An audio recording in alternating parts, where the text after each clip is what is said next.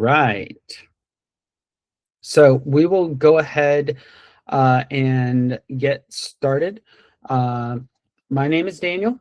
Nice to meet all of you. I am one of the breakout leaders for Birmingham AI, and I'm repping the old school volunteer shirt right here. The new ones say BHAM AI. I think this was one of the original ones that we have. Thank you guys so much for coming. One of the things about Birmingham AI is it's for everyone. That's actually one of the missions or one of the values that Birmingham AI has.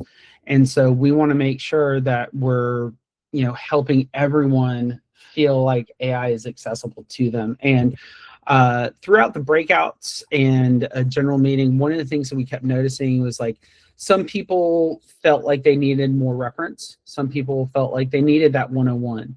And as my friend here will clock it, that I'm not even 60 seconds into this, I will mention previously that I have worked at the Apple Store and I used to train people at the Apple Store. So I volunteered because this is stuff I love teaching. I love teaching. And so hush, Sarah. Anyway, this is what happens when you have friends attend. But I love teaching people. And so what I wanted to do was help out and teach you guys just like the basics of AI. Now, we're choosing to start with ChatGPT.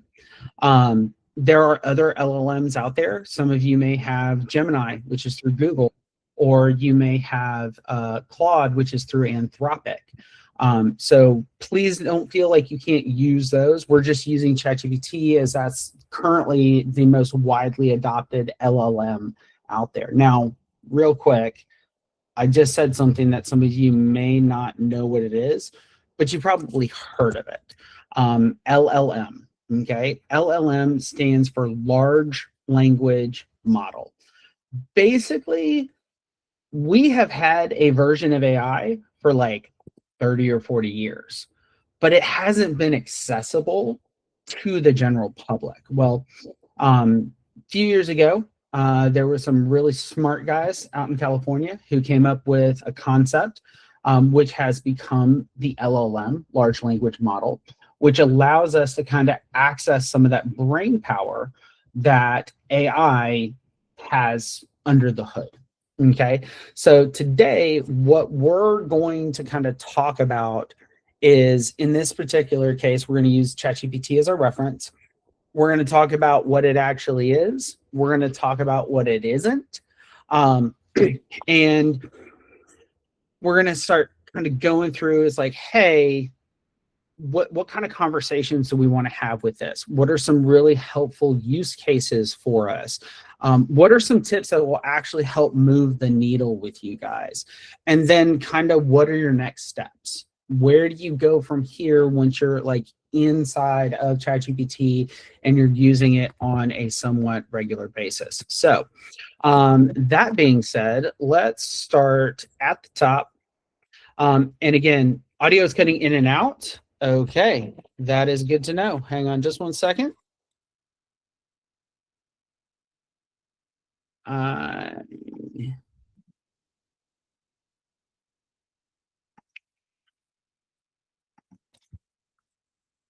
going to unplug and plug back in real quick. Everybody plug your ears.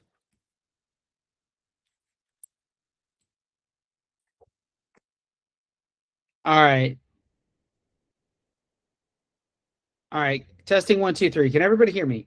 Everybody hear me? Hey, there we go.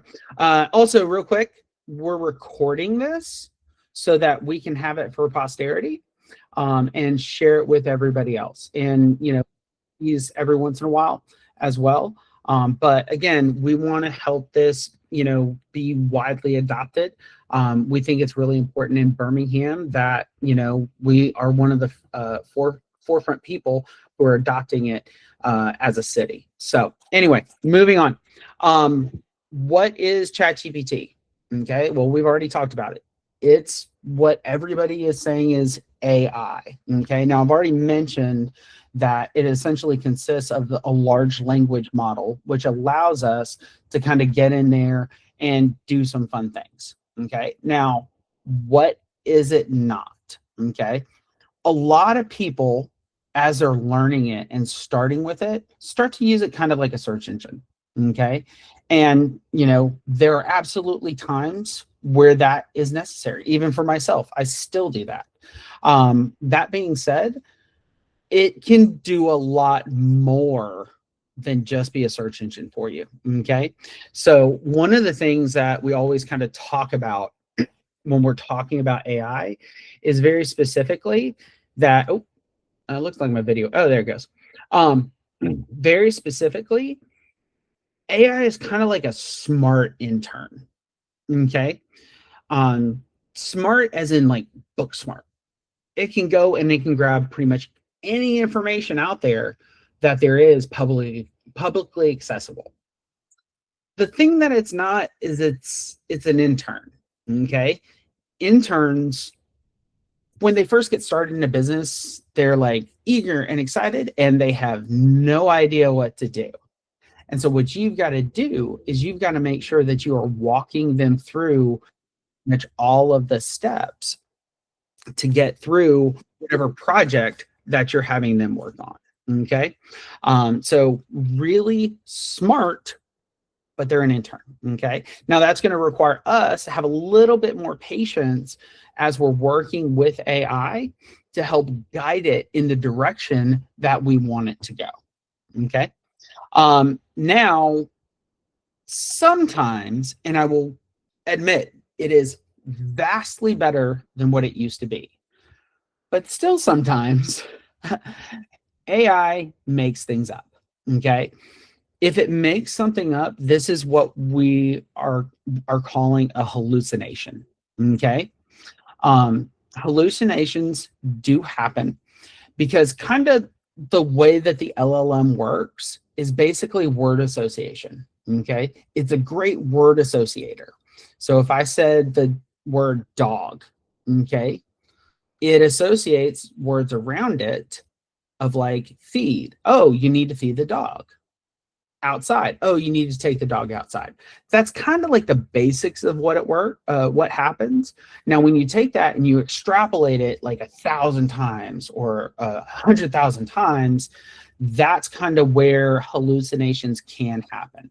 But like I've said, hallucinations don't happen as often, and there are certain ways that you can help curb the hallucinations.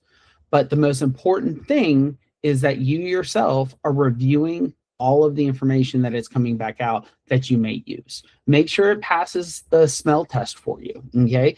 As humans, we're the greatest BS detectors out there. That's one of the things one of my old psychology professors used to say. And it's absolutely true. We can look at something and sometimes, most of the time, we can tell when that's not cutting the mustard. Okay. Now, we've got, I'm going to butcher your name, and I'm so sorry. Jamuriel? We'll say J. It's got J at the end. He said, one of the biggest problems that I have currently been using ChatGPT to address is helping me refine and niche down personal branding for Instagram and TikTok. Yes. Like, that's one of the things we'll probably touch on just a little bit. This idea of context. The more context that you give AI, the more accurate it is, the better it is, the more that it feels like a thinking partner, a working partner. That being said, there are certain comfort levels that people have with AI and security concerns and things like that. I'm not here to tell you one is better than the other. I want you to make your own judgment for you. Your life experience is different than mine. But if you have questions or things like that, I'm more than happy to be an open book with you guys as far as, some of my thoughts with it. But ultimately, we want you making your own decisions with your own comfort level. That's a great call out there, Jay. Now, hang on. I'm going to take a quick sip. Talking for an hour and a half is going to be extremely interesting. All right. So free versus pay. Now, today, what we're going to be doing is we're going to be looking at a free instance. Okay. but there are options to pay. Okay. What are some of the differences between this? Well, the first biggest difference is going to be the model. Okay. So, hey, Daniel, what is a model? Well, glad that you asked. A model is essentially what we use of the AI. So when it kind of like gets built and is ready to share with people, there are multiple different types of models. Now, these models may do different things. Okay. Um, they are constantly updated. I think the latest update for ChatGPT is like 5.3. For Claude, it's 4.6. These are things I don't expect you to remember. Okay. The thing I want you to know is that if you have a free account, you have access to a model. If you have a paid account, typically you're going to have access to a better model or better models. Okay. Now, why is that important? Well, newer models can handle more complex thinking. They use a lot more processor speed, but these original models don't. So there's a give and take. I think starting out, absolutely start with the free account, play around, get comfortable with it. As you find use cases for it, absolutely go ahead and pay the $20, even if it's just for a month. Experience it. Okay. Kind of figure out what works, what doesn't, and see if you can find that value for yourself. Okay. That's the primary difference. One of the other differences that I think is worth noting is that in the paid model, one of the things that you can actually do is you can tell it to not learn from your information. Okay. So as they're building out these models, these newer and newer models, they need more and more data to make them more accurate. Okay. If you don't want your information to be included in that, you can pay for an account and turn that off within the settings. Okay. I personally have no problem with sharing my information. Typically, all that information is anonymized. So that doesn't bother me, and I trust that. Okay. But again, your mileage may vary. All right. So, first real conversation with AI. Okay. So, I have my ChatGPT instance pulled up right here. And I'm going to ask it a question. Okay. I'm going to ask it, we're going to start by typing here. Hey, what's the next 7-day forecast for Birmingham, Alabama? Okay, now real quick. Oops, I misspelled what? Oops, I misspelled forecast. Man, that should really derail me. I should go and change that, right? You don't have to. AI is smart enough to fix those as it's reading it. And you can see right here, boom, here's my 7-day forecast. Okay. By the way, today is going to be mostly sunny with the highs in the 50s. Lovely. Okay. Your first prompts and your first prompting are going to be terrible. That is okay. No one is going to judge you for that. I'm going to repeat that.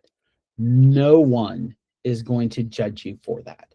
This is a learning process. And in learning processes, we want to make sure that we're making mistakes because that's how we learn and that's how we grow. Okay. So now notice we said, hey, what's the next 7-day forecast for Birmingham, Alabama? Now, what I want to do is I want to say, I live in Hoover. Is there supposed to be any storms in my area in the next 14 days? My zip code is 35227. Okay. Now, if you notice, this prompt right here is different from this one up here. Okay. Now, let's see who's paying attention, who's not. Tell me the difference between these two prompts. Go ahead and type it into the chat. What is the difference between these two prompts? Oh, Lisa is the first one right there. Specificity, specific. Yes. These prompts, this prompt right here, I live in Hoover, instead of just saying Birmingham, Alabama. Specifically, I'm asking about storms versus what's the forecast. Both of them had a date range in there. Also, to give it more information, I gave it my zip code. Okay, so now if I come down here and hit enter,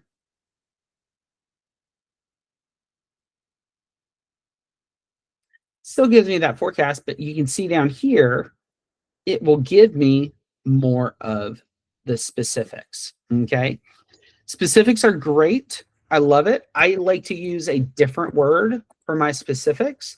I like to use the word context. Okay. Um, Lots of people in my generation who are on social media used to say have a saying. It was content is king. Okay, because getting good content out there was always important. In the age of AI, context is king. Okay. Um, you don't have to be organized. You don't have to be fancy with your information or your prompts or anything like that. But you need to give it as much context as you can. You want to be as complete with the information that you have so that it can give you back the best information possible. Okay. Does that make sense to everyone? Everyone following? W's in the chat if you are. I've always wanted to say that. I'm not a streamer, but I've always wanted to say that. Um, Beautiful. Awesome. All right, cool. So we are right on time. So what I want to challenge you guys to do is open up your ChatGPT or LLM of choice, and I want you to try a prompt. Okay. Now, if for some reason you can't think of one or something like that, that's fine. Use mine. Figure out what your forecast is in your area. Okay. Be as specific as you can. Okay. Give it context. Be complete with your information. Okay. As you guys are doing that, go ahead and start doing that now. One of the things I'm going to rant on for here just a minute to fill some time. You hear all the time people talking about prompt engineering and everything, and knowing how to give ChatGPT and other LLMs all of the information is important. But I feel, and this is a personal Daniel feeling, it is less important about how you organize that information. As long as you're gathering all of that information up and just giving it to the LLM, ChatGPT and others are good at discerning that information. Okay, they're good at figuring out what's important, what's not, especially the more and more that you are using the tool. So, as you guys are finishing out your prompts, why don't you go ahead and in the chat toss it in there? Hey, this was the prompt I used, and this was the feedback that I got back. And you can just give a couple sentences on each, copy and paste. Low no pressure. Okay, today is low no pressure. I don't want you to feel on the spot or anything like that.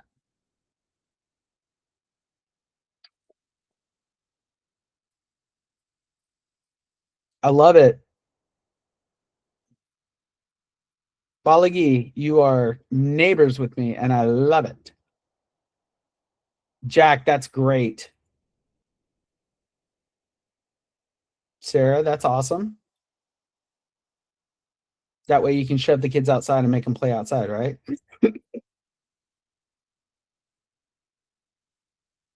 Beautiful.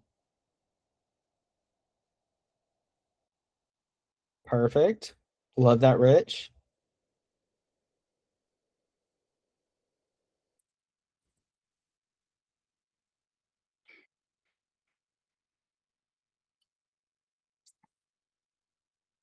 Oh, Claudette, yes.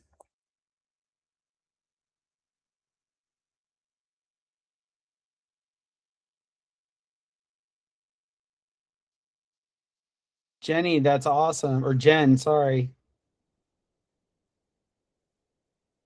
And safe travels on your trip. Netherlands, that's going to be a lot of fun.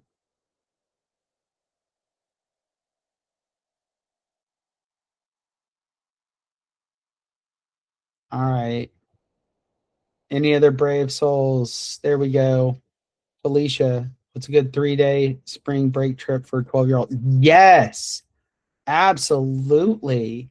The other thing I might do is ask, you know, what once you have what that trip is, what are some fun activities for a 12-year-old who is interested in XYZ? So maybe your 12-year-old is like my nephew, who he's very interested in Pokemon. That you could find something cool there. Maybe really interested in dinosaurs. Maybe really interested in the Navy. Yes, I have a 12-year-old nephew who is very interested in the Navy. And then Paul, best way to learn AI in an hour.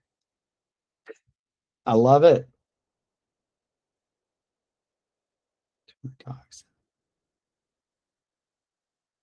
Yes, Carrie. See? So hopefully I'm calling these things out and I'm taking a little bit of time here because I want you guys to start getting your brains kind of around that ChatGPT and other AI tools are not necessarily just search engines. We can actually use them for actual working things. So, like Carrie, how to train your dog. I think Felicia, yeah, the spring break trip, planning that together. Amanda, I'm getting my MBA from Auburn, asked it to help create a pedestal analysis. Um, for a company, a UK Ireland company that's headquartered in Singapore. It pinpointed specific and extensive information. See, so research is a great one. And if you notice in Amanda's, like she had a lot of layers to her problem. One of the things I want to say it's an Einstein quote, but it's I can't make things simple. I can only make them simpler or some variation of that. Um, we live in a very complex world and it's only getting more complex and more nuanced. And sometimes our problems are going to have 3, 4, 5, 20 layers into them.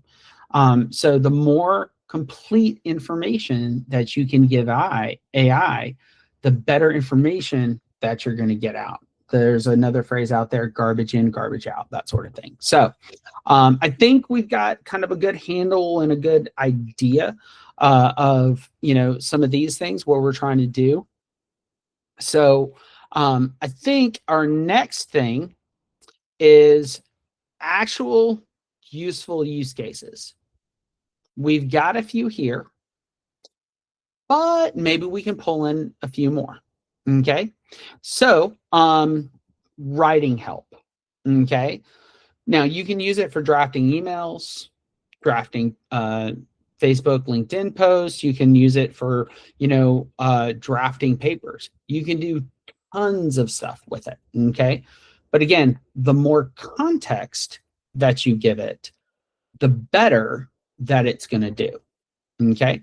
So in this case, what we're going to do is we're going to come in here to ChatGPT. Now, you notice we went ahead and inside of ChatGPT, we have your chats here on the left. Okay. This is where you can start new chats. You can go back to old chats and everything. I'm going to come up here and where's my new chat? Oh, there it is. It's at the top.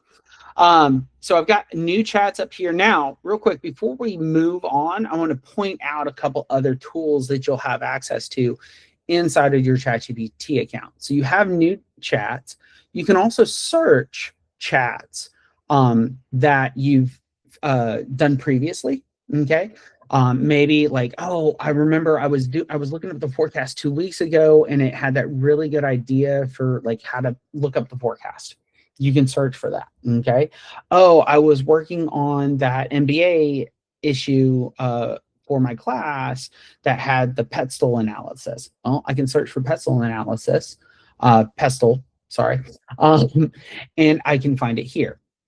Images, okay? Images are essentially that. ChatGPT can generate images based off of just what you're explaining, okay?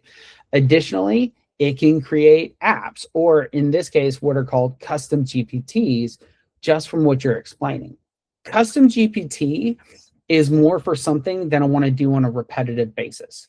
So let's say that you are examining spreadsheets on a weekly basis, and it's the same thing over and over and over again. Well, you can create a custom GPT, hone it in, and then at that point, you can just upload the spreadsheet to the GPT and get the output out that you want every single time. Same way, same process. Super helpful to play with custom GPTs. Codex is something we won't talk a lot about today, but essentially that kind of gets you in what's called the CLI, or command line interface, okay? It's not as intimidating as it sounds. When you get to that point in your journey that you are interested in a command line interface tool, you should definitely give it a try, okay? Move on from there. The next thing in here we have is projects. Now, projects is probably one of my favorite parts outside of some of the customization stuff you can do for your entire GPT instance. Projects allows you to group a lot of stuff together.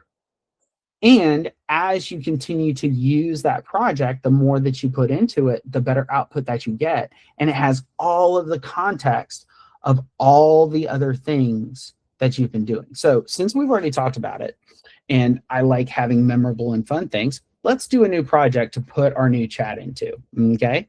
So I'm gonna click new project. I'm gonna call it, I'm gonna give it an investing, but I'm gonna change the name of it. I'm gonna call it Pokemon Investing. Yes, I know it is a crazy concept, okay? But trust me on this one. Plus it's memorable. All right. So now we have a folder.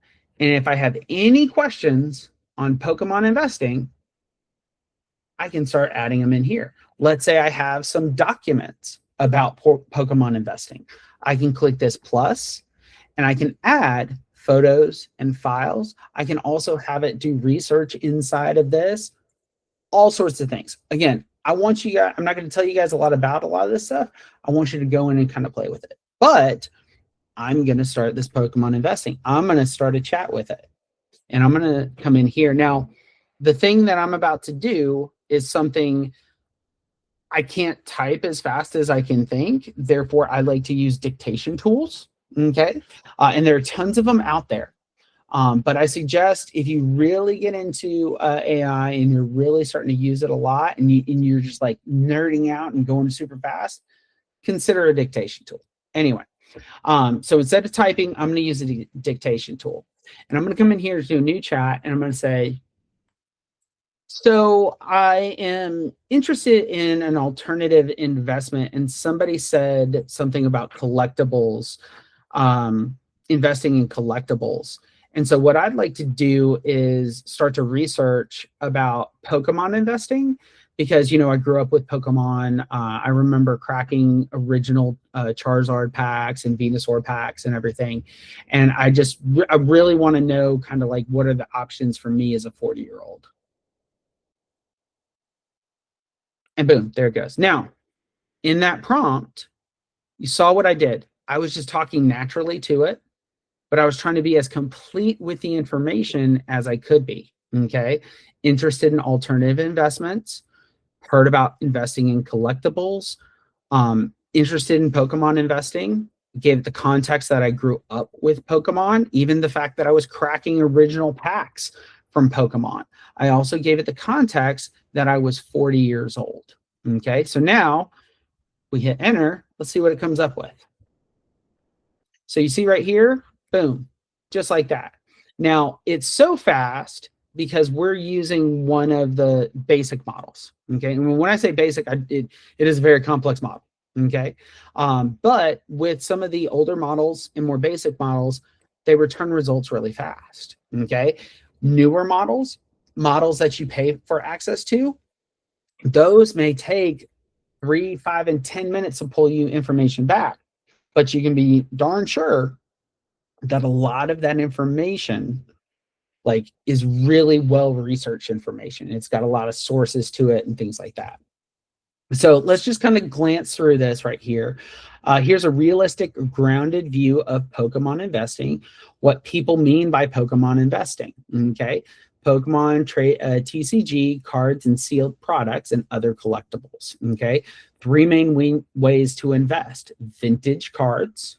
Okay. And it gives you, if you notice here, it gives you some idea of some of the better known, why they're valuable, different strategies that go with it. It gives you pros and cons as well. Modern cards or limited print cards. Okay, again, gives you kind of an outline, pros and cons. Um, Here, sealed product. Oh, got somebody else joining. Sweet. Here it talks about sealed product, booster boxes, special sets. In this case, ETBs, elite trainer boxes, things like that. And again, gives you pros and cons. Talks to you about a concept inside of that world called grading, where you actually send the cards off and they come back in a acrylic shell, and it's been graded 1 to 10 of how perfect the card is. It also gives you risks, things you should know about if you're going to start investing with this, and then actual practical steps of how to start. Okay. So I gave this a very complete prompt. Okay. And again, I wasn't, polishing it. I wasn't trying to make it just perfect and just right. I was trying to make it complete. Okay. And it gave me all of this information. And this is a lot of great information where me, as a Pokemon investor, these are things I should be thinking of, and these are things I should be considering. Okay. So now what I'd like to do is I'd like to challenge a singular brave soul, okay, to essentially give me a prompt, and I'm going to copy and paste it into a new chat. Now, with this prompt, think about it for a second. I want you to try and be as complete as possible. Okay. Take a second. I know it's going to take a minute for people to like type that stuff out. No rush, no urgency. We're still ahead of schedule. We got plenty of time.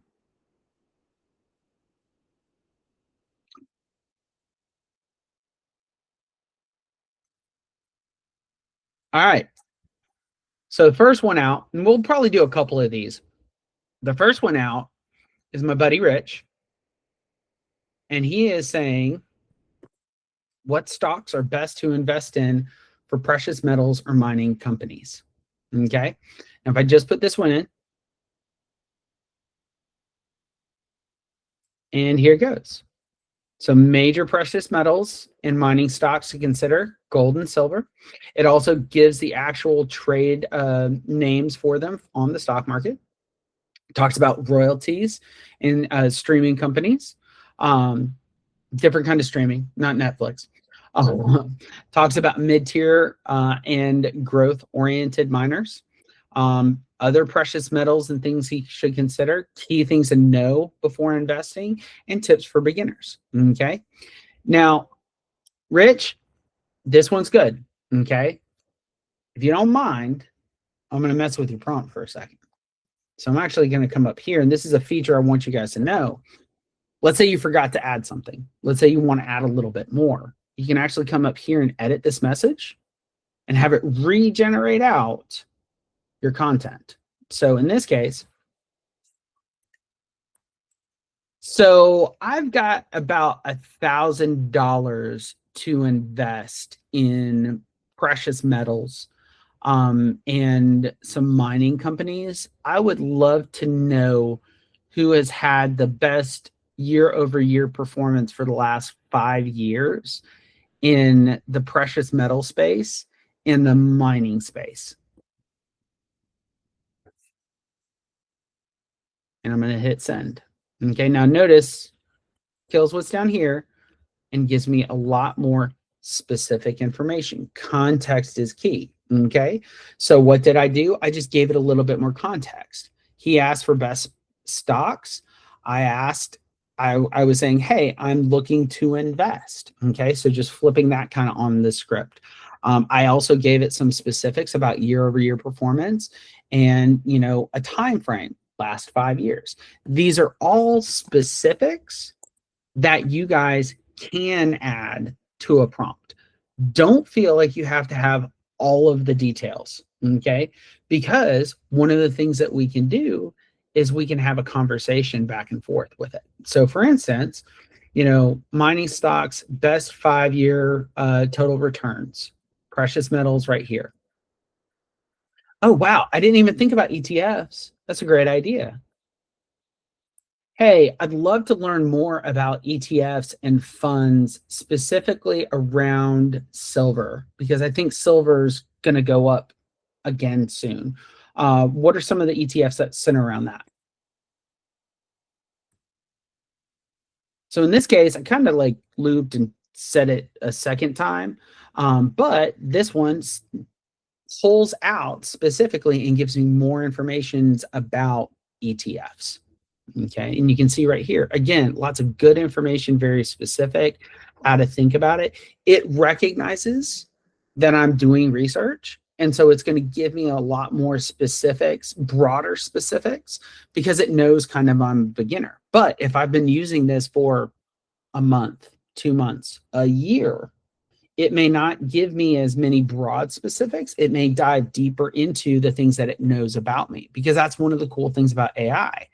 The more information that you give it, the more context it has about you, the better its results for you. Okay. Let's do another one. Excuse me. All right. No, that's just, they're always adding new features. And so anytime something pops up, you always want to kind of take a look at it. So, Claudette, I saw yours, but we're going to go with Jack's first.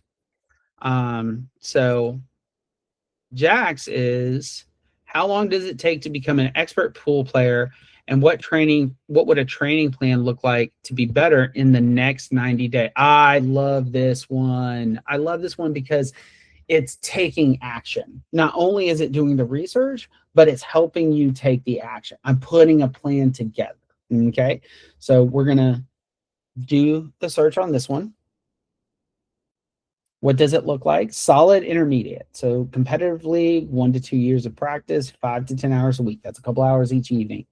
Advanced. So right here, it's telling us what these levels look like. A 90-day improvement plan with a serious skill jump, and specifics about how to get better in that 90 days. So the first 30 days is build a reliable stroke. Okay. And it gives you fundamentals. It gives you practice exercises to kind of do.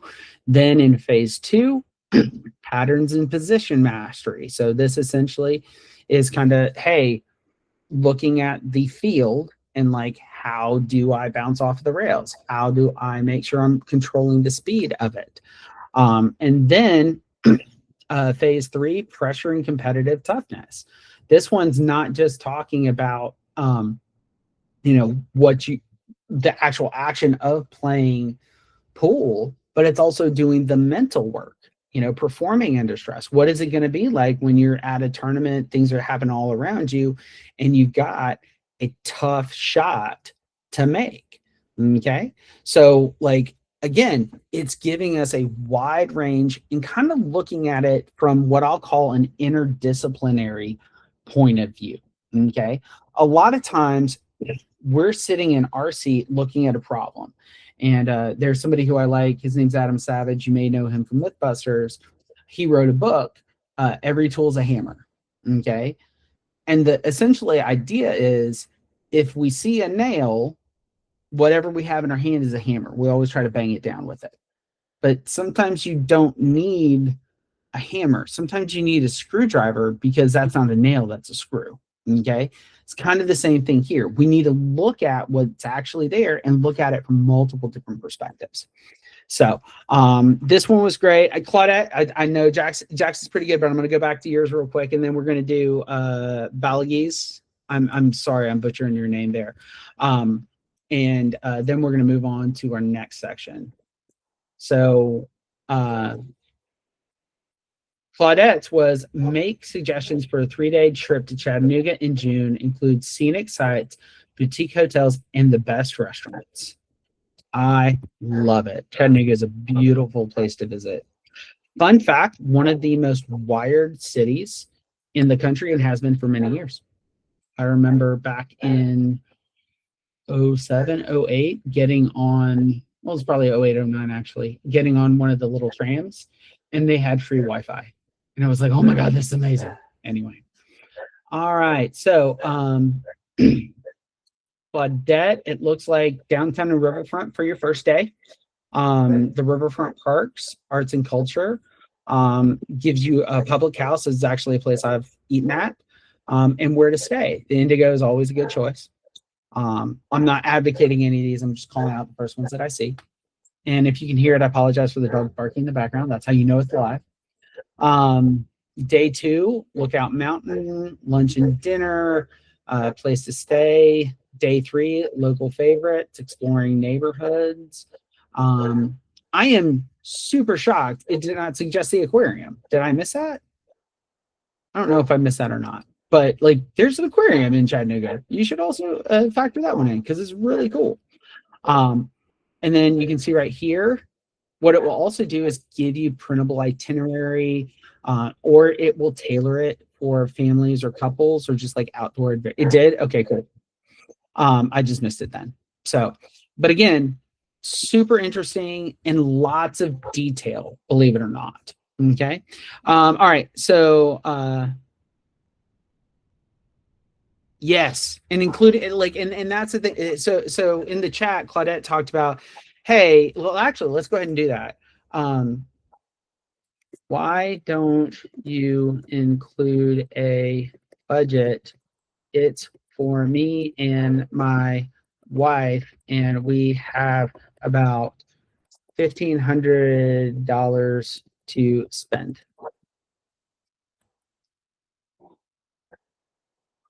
And so, boom, now it outlines it right here. So it shows you, hey, accommodations are going to be about this much.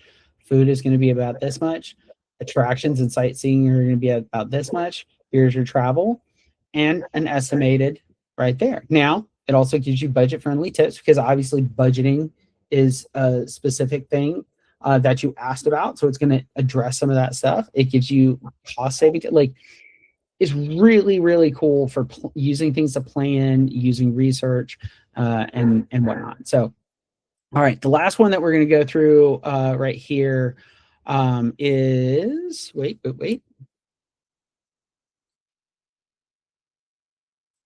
And again, I'm going to butcher your name, and I'm so sorry. Balagi. I'm a chess coach preparing our students for March 7th Alabama State Championships. Congrats! What topics do I need to cover for our students so they are well prepared? And so right here, it's outlining some of the ideas and then talking about preparations coming from the white side of the board, coming from the black side of the board. A little emphasis right there because again, you're looking at students. So it's like, don't panic if they play something weird. Don't panic if they do a move that you're not expecting. Tactical mastery, in-the-game essentials, calculation and thinking processes, time management, because again, you've got the clocks going back and forth, psychological and tournament prep, notations and rulings. Again, looking at the problem from all the different angles and all the different sides.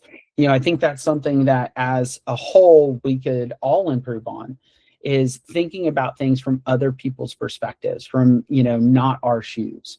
And so one of the beautiful things about AI and how it works is it actually starts to show you some of those things. So I've been talking, I've been talking for almost an hour now, and you guys have been great about interaction, but I also want to make sure I'm leaving the room open for questions. We're a little bit ahead of schedule right now, so I'd love to like pause and take 5-10 minutes and address any questions you guys have, any specific questions that you have, or if there's something you don't think I've covered yet that you're interested in, that you've heard about, go ahead and drop it in the chat too. That way I have something. I have my curriculum. I have what I'm going to go through, but I also want to make sure that you guys are asking questions and kind of doing some things. And hopefully, as well, as I'm kind of doing this, and I think Claudette, you were a great example of it, you know, part of this is I want you guys in there with your hands on the keyboard playing around as we're talking. Okay, this will be recorded. If you miss something, hey, it's not a big deal. You can go back to the recording. But I want you in there kind of getting comfortable. And again, as you have questions, if you have any questions, please go ahead and drop them into the chat. So a couple of questions come in. Let's go ahead and answer those. Why does the LLM reply 2 different ways to the same prompt? Okay, this is actually a great question. Okay, it's a little niche. Bear with me. I started to kind of explain it earlier, but you remember I used the dog analogy. Well, what it does is when you put your prompt in there, it's looking at each individual word and trying to associate with the words around it to kind of figure out what you're talking about. Okay. But just because it did it this one way the first time doesn't mean it's going to do it the same way the next time. Okay. The associations may be different. It may have more information. There's a whole list of things it could be.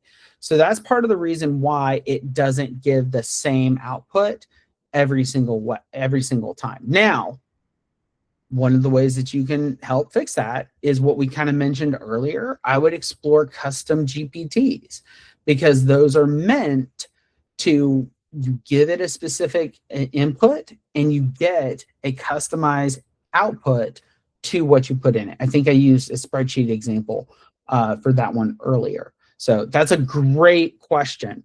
Next one we have is Lisa. Can you talk about the Learn From Me feature?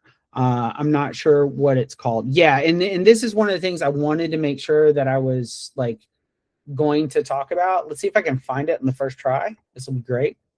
Here it is. Yes. So if you come down here, the bottom left-hand side, you come up here. I think what you're talking about, Lisa, is personalization. Okay. Let's pause for a second and talk about this, because I think this is really important. This is one of those quote unquote secret features that's really not a secret, but most people just get in, they start going through just like what I did. Okay.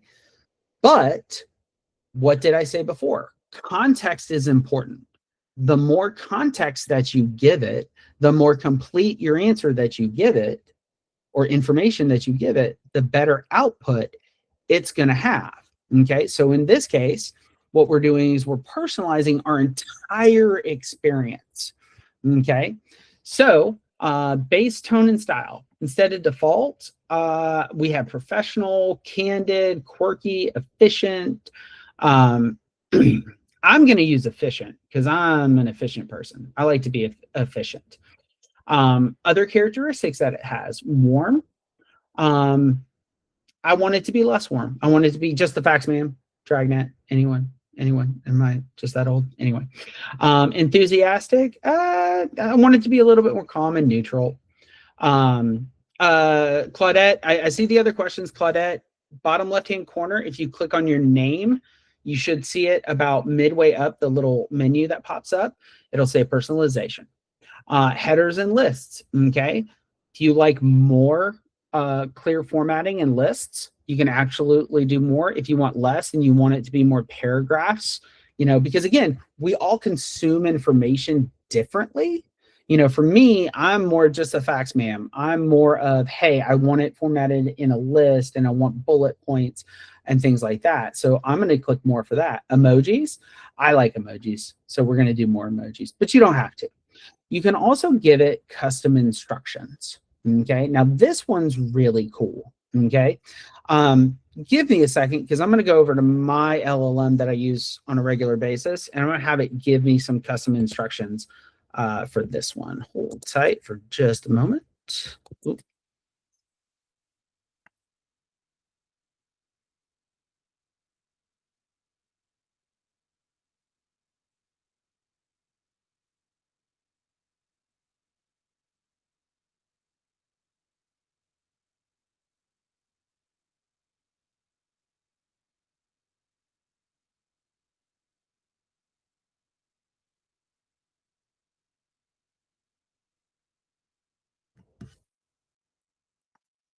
The silence is deafening. Sorry. All right. So,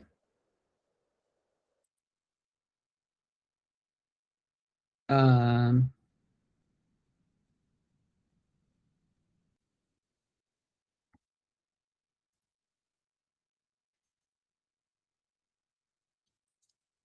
all right. So this is what I have had it generate. Okay. And again, you customize this for you. Use your own words, use your own language. If you're really concerned about it, you can start a new chat and ask ChatGPT, hey, how do I structure this to go in my custom instructions? Hint, hint, nudge, nudge. So the ones that I put in are I live in Birmingham, Alabama. I work in, let's say, AI and marketing technology. AI, actually, operations and marketing technology. Oops, I misspelled marketing. That's okay.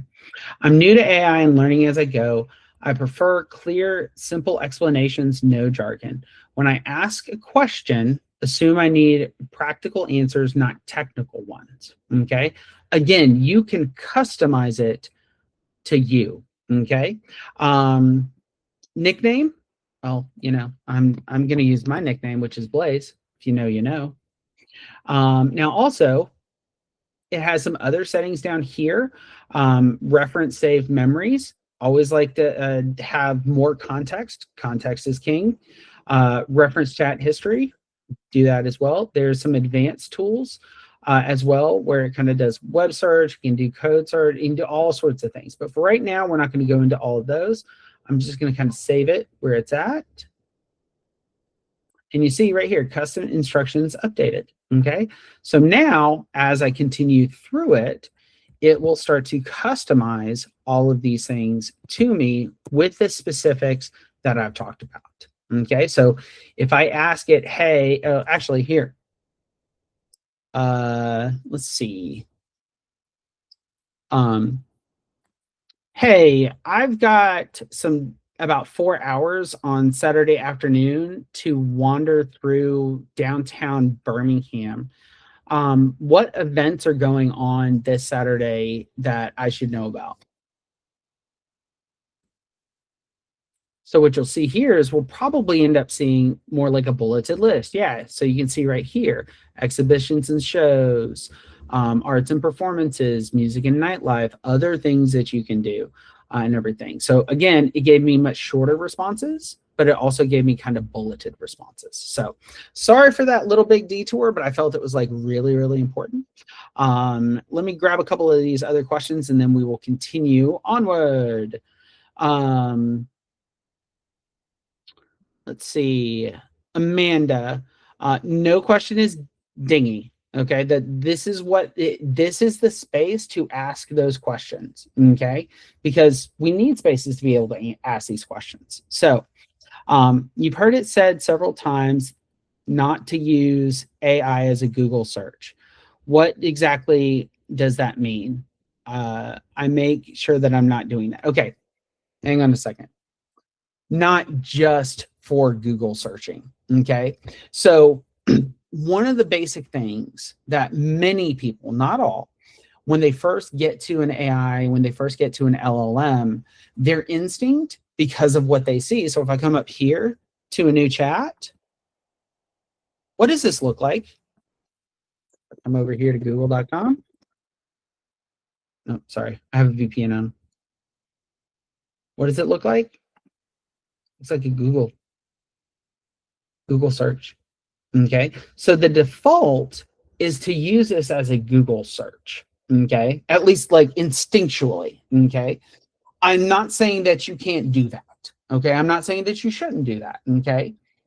What I'm saying is I don't want you to limit yourself to just doing that. Okay. So I think a great example was earlier with, I think it was Claudette. You know, we were talking about looking at Chattanooga and doing it on a budget. Okay. I'm not just searching for Chattanooga or things to do in Chattanooga. I'm having it do more than just search. I'm having it go make judgments, go out there, find information, bring it back to me based upon, you know, hey, I only have $1,500 budget, or, you know, I have a 12-year-old going with me and things like that. That kind of stuff to just do in a straight up Google search is going to bring you back results, but it's not going to be nearly as helpful as what we've kind of been doing here so far. So hopefully that makes sense with what I'm asking. And very specifically, this is the place to ask those types of questions. I love answering those types of questions. Okay. Michael Davidson, if I send a confidential spreadsheet for ChatGPT to analyze, will then information be added to its learning model? The answer is always yes, unless you have specifically turned that function off. So in the free version, you can't turn that off. I believe you can in the $20 version. Well, actually, no, I think it's the actual $25. Here, let's look at the upgrade path real quick and see. So you can see here for personal, doesn't say anything about that. I think in the business one, I don't think I see it, but hang on. We can do one better. Hey, what tier do I have to have that if I upload information, you won't use it for your learning models? So what did I do? I didn't know. As much as I tried to know a lot, I didn't know this particular one. Okay, so I just asked ChatGPT, and what do you know? It has outlined it. Okay, so the free and the Go plan. So the free plan is free. The Go plan, I believe, is $8. Both of those are going to be the plans that have ads. And both of those, you have to leave your information there to train their models.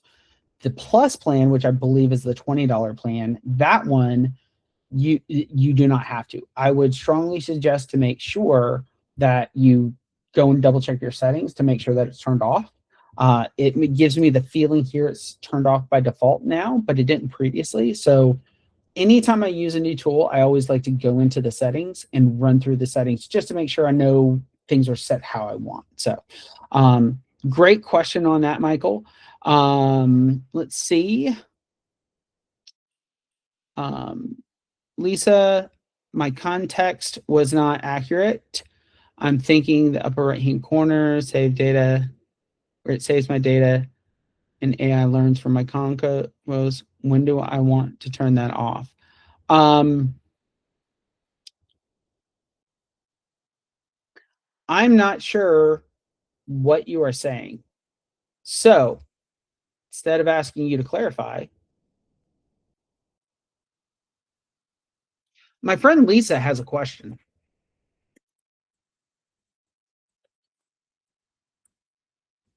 I'm going to ask ChatGPT. So it's likely you're referring to chat history and training. What does turn it off actually do? Okay, chat history, when it turns off, conversations are not saved in the sidebar. They're not used to improve the model. When it's turned on, conversation history is saved. So now the question that you asked, I think, is subjective.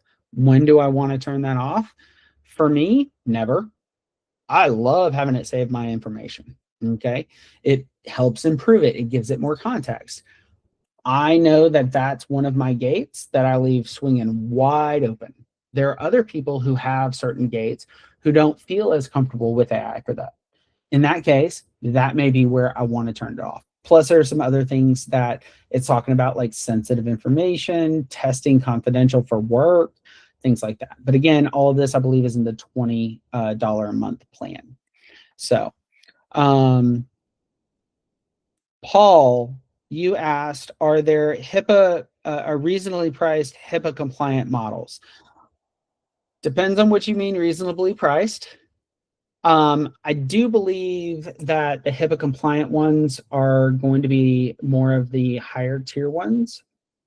So if I come back up here, this tier most likely, I believe, is higher. But again, that's a $200 a month plan. And so that's not necessarily feasible for everyone. Paul, I'll get back with you on that. I'll actually follow up directly with you. But for everyone else, what he's talking about is HIPAA compliance. If you don't know, is basically, doctor privilege information, your medical records, e-medical records, things like that. And so if you are dealing in that, I would be very specific about what information I was using and what information I wasn't allowed to use. And again, if you have to or need to use those models, make sure that they have explicitly said HIPAA compliance. Christopher, actually, hang on, let me see where we're at.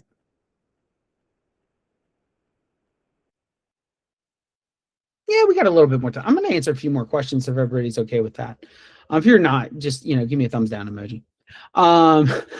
Should I be hesitant to upload a spreadsheet with confidential information? Do I need to clean it first?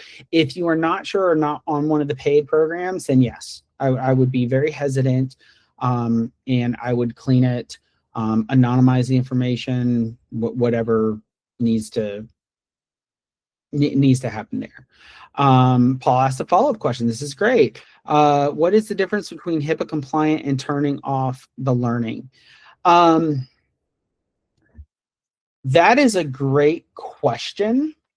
I'm not entirely sure. At that point, you would have to look at all the login compliance and security compliance, not just the LLM learning compliance piece. So it's just a different avenue. It's a different vector of attack for security. That being said, generally, I would say, and don't hold me to this, I won't let you. If you've got the learning turned off and you're doing HIPAA compliant stuff, you should be okay. Do your research.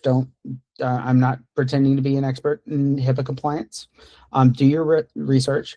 Also, I would also say, and I think this kind of goes for everyone, there's stuff that you will do for your business. There's stuff, sorry, my cat. There's stuff that you'll do for your business and stuff that you do for personal. Some of you are like me, you're entrepreneurs, and your personal is your business and vice versa. And so they're very interconnected. If you are not that type and you have a W-2 job or you work for somebody else, I would consider making sure that all of my work stuff was in work protected and secured instances that are compliant with my IT department and all the other things. And then I would have my personal stuff separated. A lot of times people will combine those things. And me personally, I'm not a huge fan of doing that. But to each their own. And again, I'm a different, do as I say, not as I do, because I'm a different use case, because I'm an entrepreneur. All of the stuff is just together in the same in one for me. So, all right. Any other questions at the moment? Any burning questions? Going? If you have any more questions, though, keep putting them in the chat.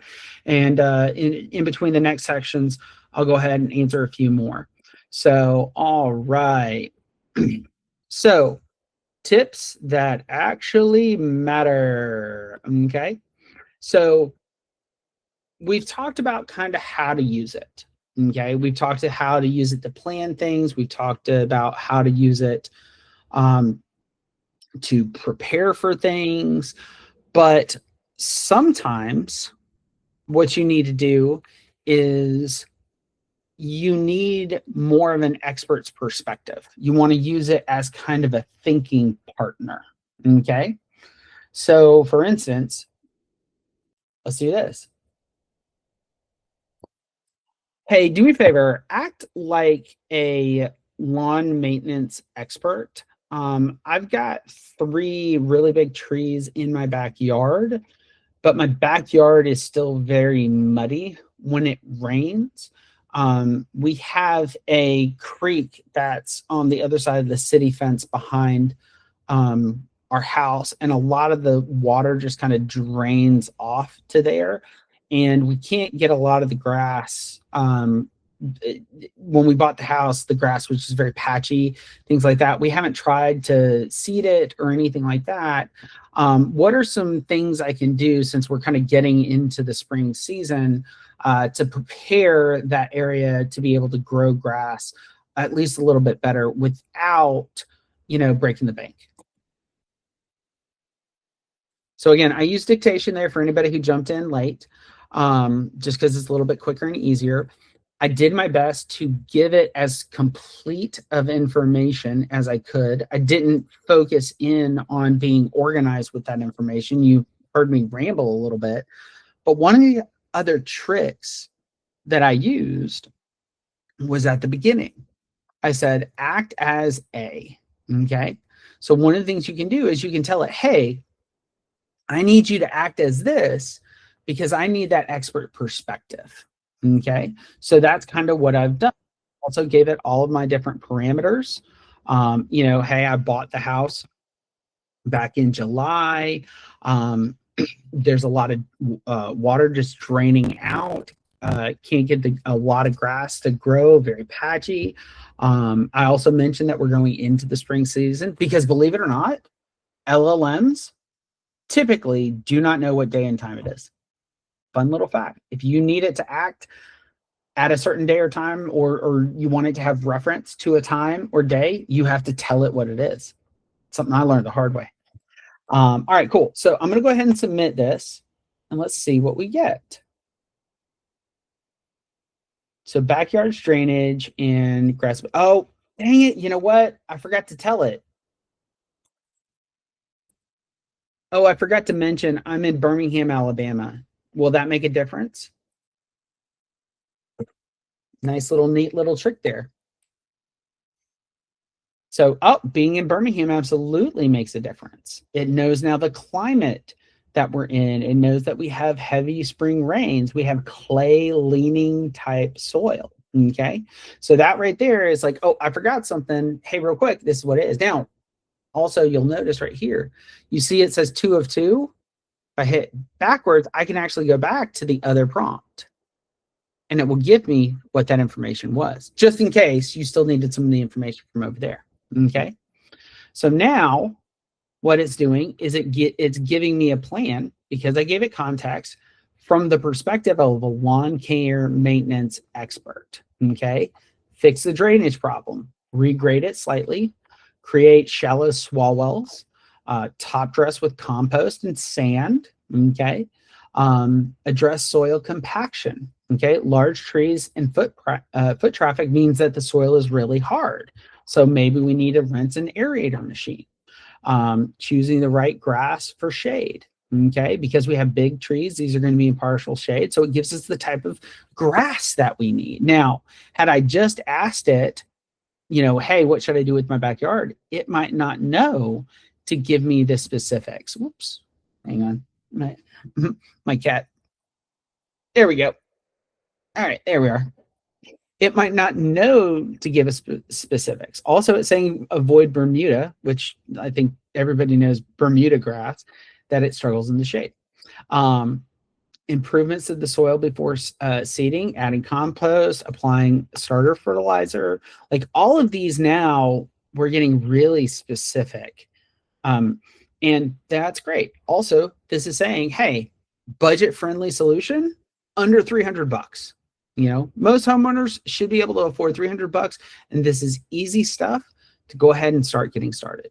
So hopefully that right there, little pro tip that you can use to get more specific information about what you're trying to do.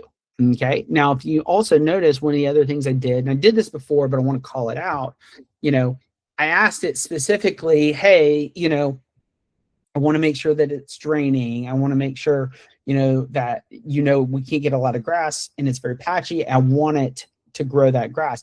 I gave it lots of options. This goes back to something that I talked about earlier, which is you just want to take all the information and give it to AI. You want to be as complete as you can about it. Okay. The more information it has, the better the output. Context is key and king. All right. Now, here's the other thing. If we need it, so let's say, for instance, I was going to take this plan and I was going to put it together for my wife to present to her. And my wife is a very creative person. Okay. Watch this. Hey, can you prepare this as a Word document for my wife? She is an interior designer who's worked in the field for 15, 20 years now. And I'm trying to sell her on letting me spend that $300 on the yard. So what did I do? I gave it more context. I need it as a Word document. It's for my wife. She's an interior designer. She's worked in the field for this long. I'm trying to sell her on letting me spend that money. Okay. It's not actually true, but she is an interior designer. I love her to pieces. We think very differently. Anyway, so now you see right here, it's analyzing. It's taking a little bit longer. Okay. Sometimes it will do that. Okay. Now, in this case, what it did was it took longer because it was actually generating a Word document. So if I click here, it's going to download that Word document. I'm going to go ahead and open it up over here.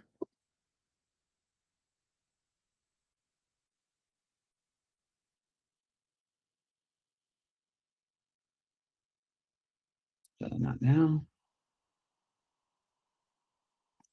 And here we go.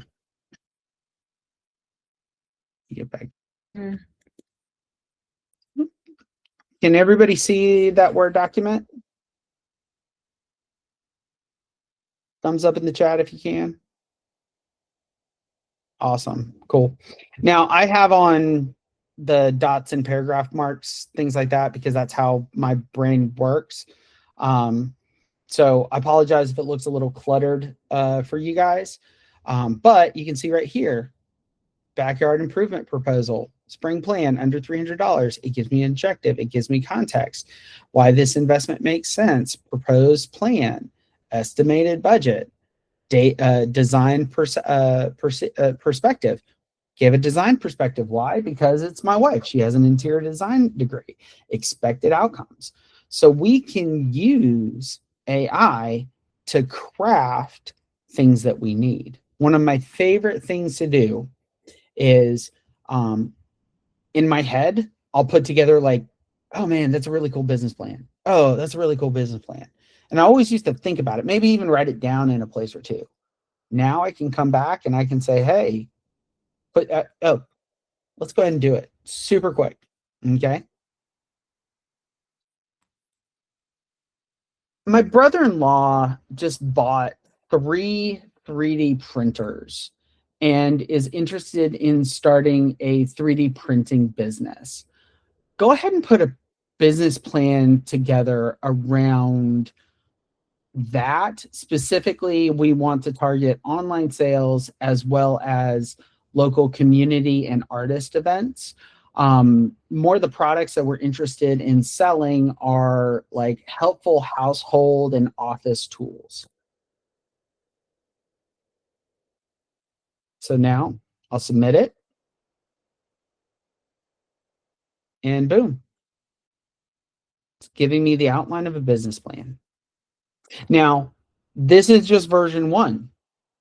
You can go back and forth with it to have it be even more specific. So for instance, we're going to let it finish. Give it a second and see, it even gives us pricing models, financial, like it gives us a lot of things. Marketing plan. Now, again, a lot of these things are basic. They're just starting because we don't have a lot of information in here.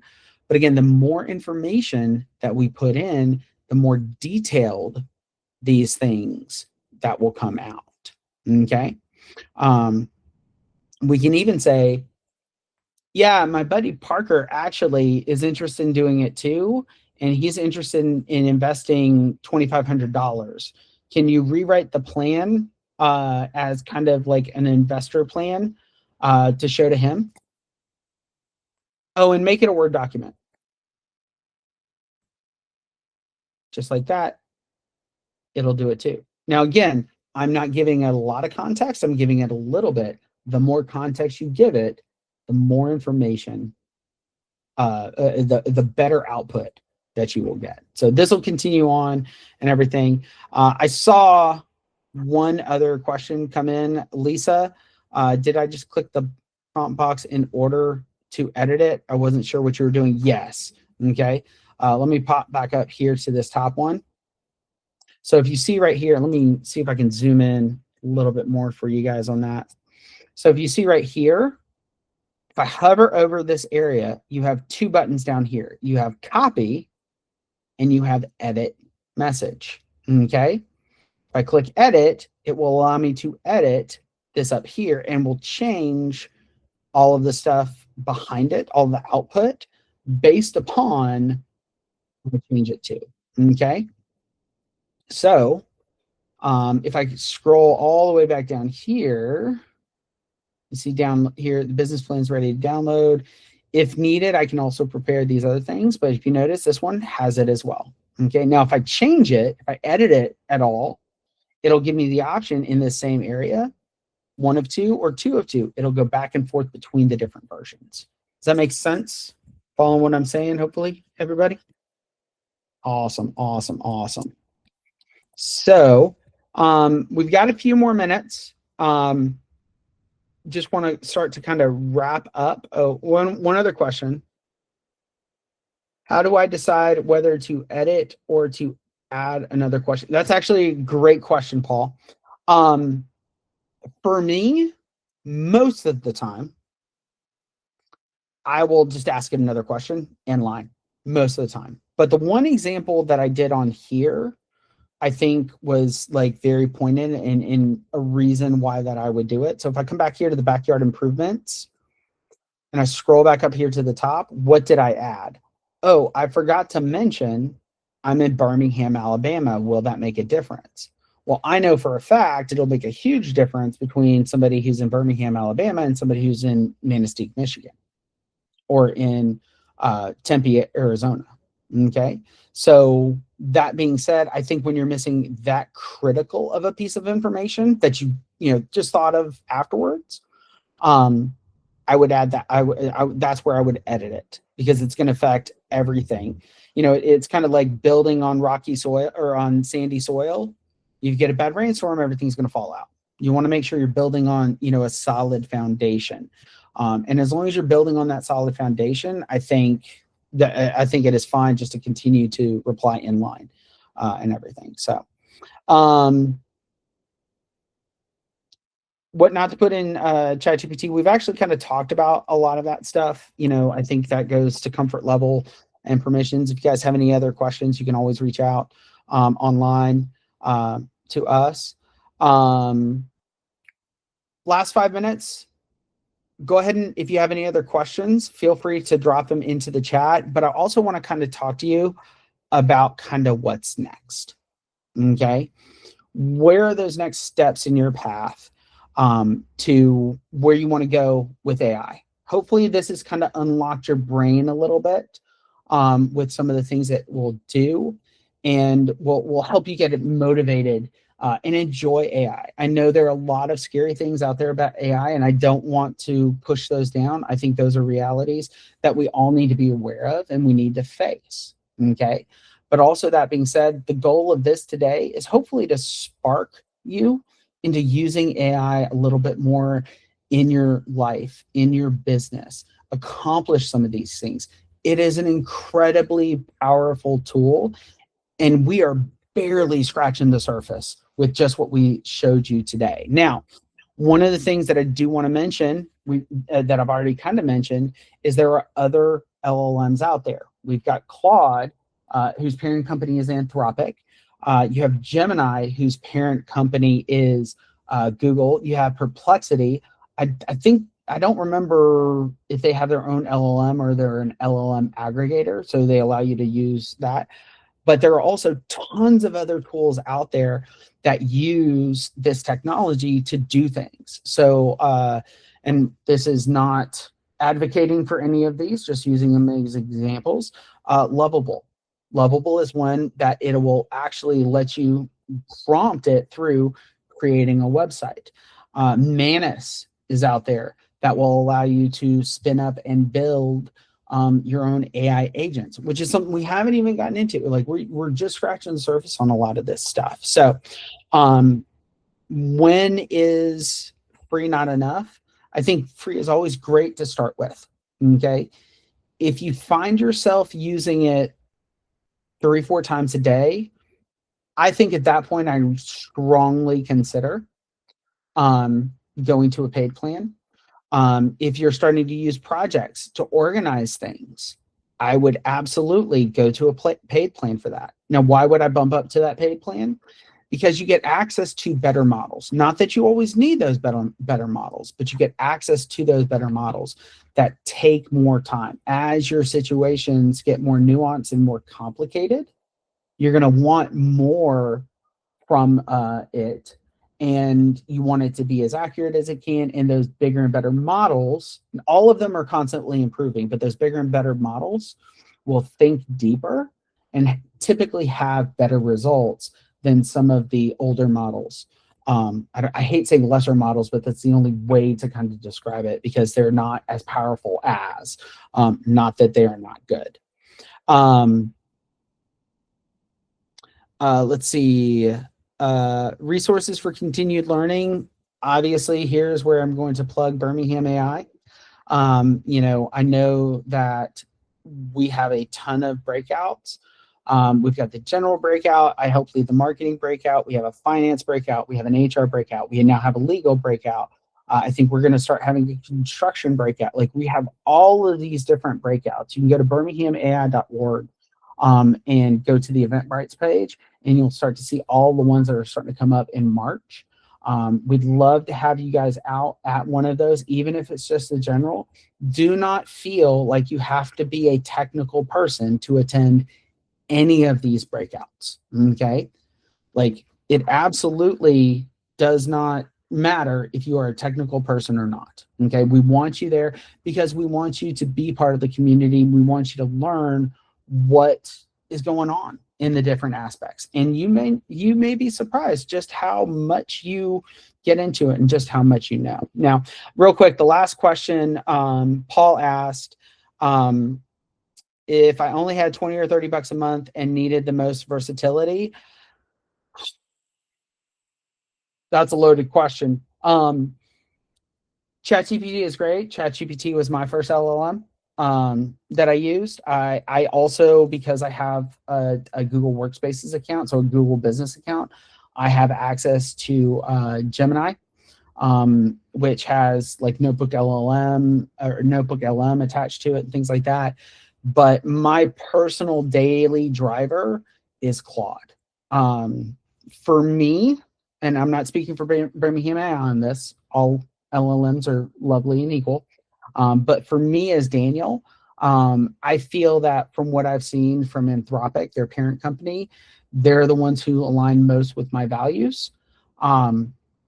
And are doing some really good work, not just building their models, but also some of the other things that they've done. So for instance, they have Claude's manifesto. So Claude built a manifesto of what Claude is for, how he should be used, and everything like that. I encourage you guys to search that and get real nerdy with some of this stuff.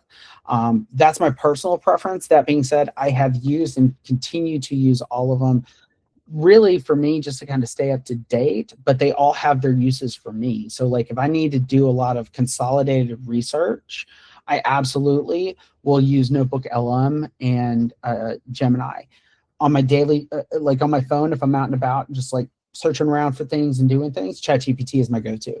A lot of the work that I do, specifically, I do in Claude. Now, I do it in something called Claude Code. That's one of those things that I mentioned that we're not going to get into a lot today, but that's specifically kind of what I use. It's more the command line interface of Claude, and all of them have that. I definitely encourage you guys as you go through your AI journey to investigate and explore. Don't be afraid to be curious with this stuff. Okay. The worst thing you do is you get lost and you ask for directions from your LLM. Okay. And things like Claude Code, Codex, they seem more intimidating than they actually are once you get in there and start using them. But you guys are a little bit a ways from that, and that's perfectly fine. We're all in our own journey. Thank you guys so much for coming out. I want to be respectful of everybody's time. So if you need to go ahead and jump off the call, please feel free to jump off the call. Thank you. Thank you, Paul. Again, if you guys have any other questions, please reach out to us, birminghamai.org. You can find most of us on LinkedIn, things like that. We're always happy to help share this because, again, one of those core values for Birmingham AI is for all, and that's part of the reason why we did this. So if you need to drop off, go ahead. I'm going to stick around for a few more minutes if everybody's cool with that and answer any other questions you guys may have. I'm going to keep the camera rolling so we have the content. But because I did see a couple of other questions kind of pop in. So Claudette, if your organization uses Office 365, the Copilot AI is included and is also HIPAA compliant. It's the one allowed by my employer for work tasks. Love it. And that's great intel to know. I don't work typically in HIPAA compliance. Typically, have in the past. But knowing that 365 has that layer is great. I'm almost positive like a lot of the other LLMs will have that layer, but it may not be part of that like $25, $30 tier that I think Paul was referencing. So, just, make sure you guys are doing, if you're doing HIPAA stuff, make sure you do your research, number one. I would also make sure I'm in a paid model because it's better model, better output. And make sure that you have it turned off where it's learning from your instance. So I've still got a few more minutes before I have to jet. So if anybody else has any other questions, I'm more than happy to answer any of those questions. I'm going to sit here awkwardly for about 60 seconds, see if anybody puts any questions.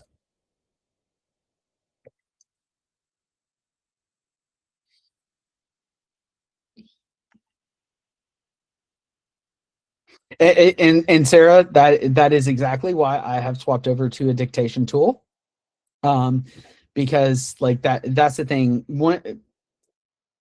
Austin Sensman, he's one of the founders of Birmingham AI, and in one of the things that he will say from time to time is once you really kind of get into this stuff, the biggest emotion that you feel about doing your work is joy. And even I have to say, like, me being as deep in it as I am still enjoying. I am like a kid in a candy store having so much fun. One of the things that I will do that I use is I'm neurodivergent. So I'm ADHD. I always take in a lot of information because I can see the through lines, but other people sometimes can't. And so what I will do is I'll gather all of this information and I'll take it and on a periodic basis, feed it into ChatGPT. So one of the tools that I use is a notepad. It's called Tot. Not necessarily advocating for it, but I bought it a while back and I had it. And it automatically syncs between my phone and my computer. But you can, just use Apple Notes or Android Notes or whatever, Microsoft Notes and things like that, and capture all that information. I'm out and about wandering around and I'll have a great idea, great thought. And I know if I don't capture it, then I will never remember it. So I'll capture it right there. And sometimes I'll have 20 or 30 or 40 even ideas, random websites, sayings and quotes and this, that, and the other thing. One of the things that I have learned to do is I will just take all of that, copy it, and paste it straight in to my AI tool. And I'll be like, hey, here's a lot of random thoughts.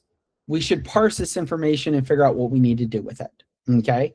Now I have mine, because I'm a systems guy, I have mine systemized and everything to where it will like file it off to agents. And whenever I have my social media time, I can create all the blog posts off of all the ideas I've had. Whenever I have, my branding time, I can sit down with my brand manager and work through quotes and all this other branding type stuff. And when I'm saying sit down with people, I'm sitting down with agents. Okay, so these are agents that I've developed for myself to be able to handle these things. Now, again, I'm 7 layers deep into this.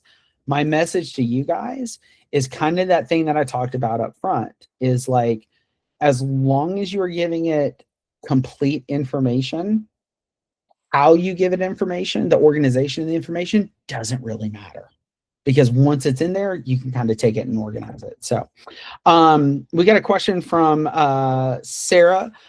She is studying to be a PMP. Woo woo. Someone used Notebook LM to feed the study questions and create an audio podcast for himself of 2 people discussing questions and answers. Is Notebook the best one to try this with, or are there better ones that are more media focused? All right. To my understanding, with the specific use case that you are mentioning, yes, Notebook LM, absolutely 100% the way to go. Because Notebook LM, think of it kind of like what we have here in the projects, but on steroids. Okay. Notebook LM will also allow you to generate infographics. It'll generate podcasts. It'll generate all this other content that you can use from it. And I think the audio podcasts is a great tool, specifically, because like my generation, I always ask people in my generation, hey, are you a reader or a listener? Because for me, being neurodivergent, reading is not always the best way to get information from a source into my head. I know that I am a listener, though. I grew up in college and whatnot, listening to podcasts and getting a lot of information from podcasts. And so I think absolutely Notebook LM is one of the best study tools. Yes. And that was actually, Sarah, the direction that I was going, because one of the things that, we're about to start an education breakout. We've got several people in Birmingham AI who are educators. And, there's talk about people having personal agents. Here in the next 3 to 5 years, we're all going to have our own personal agents. Why would we have our own personal agents? Because we all learn differently. And if we can customize someone to help us learn, that's, going to be better for us, because we're going to be able to intake information a little bit better. I think one of the best first steps of this is Notebook LM, because Notebook LM to me was one of those things where it transforms how the data gets to us. We don't have to be the one to transform it. It puts that cognitive architecture in place, that thinking about thinking in place, to allow us to interpret that information differently, whether it's through visuals with infographics, whether it's through audio podcasts, whether it's through study guides, whether it's through flip cards, note cards, whatever that study process is. It's been a while since I've been studying outside of listening to podcasts, but great question, great call out. There's nothing else out there right now that I can think of that does a better job of giving transformed information in an easier way to study. That being said, if anybody knows of anything, toss it into the comments. More than happy to take a look at that. Anybody else? Any other questions? Let me ask you guys this question as you're thinking of other questions. Was there anything that you heard of that we didn't cover, or at least touch on, that you're curious about? We're probably going to do this again in a month or two. And obviously we're recording this one, but we'll do it again in a month or two just to have a couple different variations. Because, you know, the way that I always like to do these workshops is they're very organic, lots of different things to experiment with. And even these examples that we used in this one, you know, we'll use completely different examples next one because we try to get them from you guys. So always like a very interactive workshop. That's the word right there. So I have about 4 more minutes before I need to go put on different pants. I'm currently still in my pajamas. But that's what you can do when you work from home. All right, cool. Well, hearing no other questions, I'm going to go ahead and cut us off. Thank you guys for showing up in force and everything. I really, really appreciate it. Again, I encourage you guys to come to one of the Birmingham AI events. Make sure you sign up. And if you show up and I'm there and you hear my voice or you hear me yelling at everybody, please stop me and say hello and say, hey, I was on the 101. So thank you guys again so much for coming. Talk to you later.